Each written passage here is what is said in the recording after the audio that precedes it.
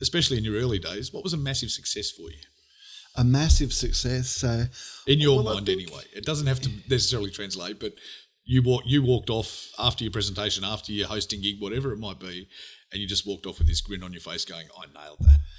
To answer your question, I think it's just a lot of little wins, not so much a big hallelujah moment. In terms of, can I talk about helping other people? Of course. Yeah. So when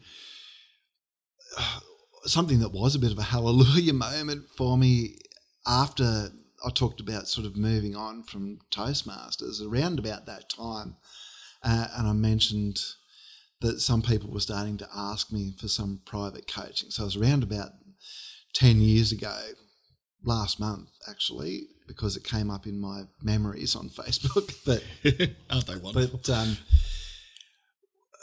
something happened. There was a fellow, his name was Shane, and he'd actually come along to our Toastmasters club. And the reason that he'd come along was that he was trying to get into the police force, and through the recruitment process, he'd passed everything with flying colours until he got to the final interview panel where he crashed and burned.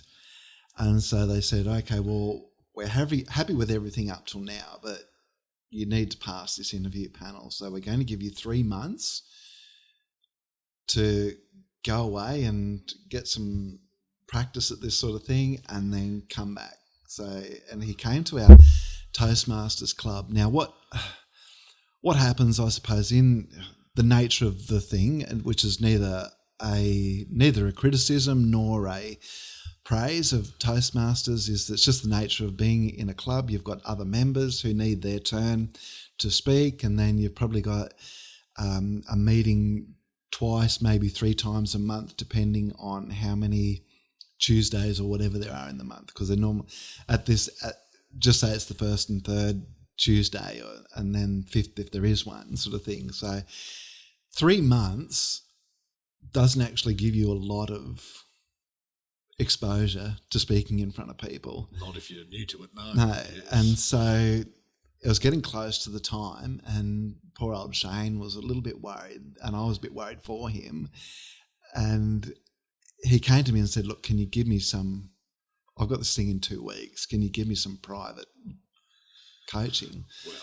And at that time, I really didn't know what I was doing outside of what I'd learned in Toastmasters. So I had to do a little bit of research and things.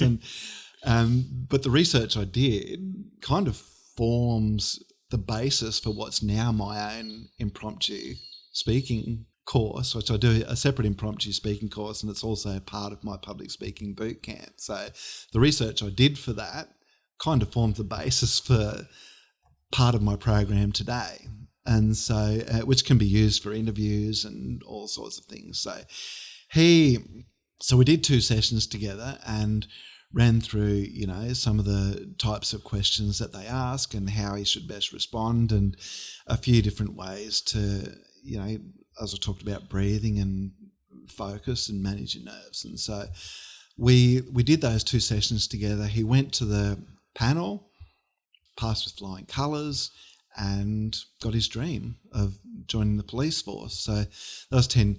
I haven't had any contact with him, so 10 years on, I don't know if it's still his dream. But anyway, at the time it was his dream, and so it was literally life-changing for him. And to me, that was one of those things where, being able to master these skills can literally change people's lives.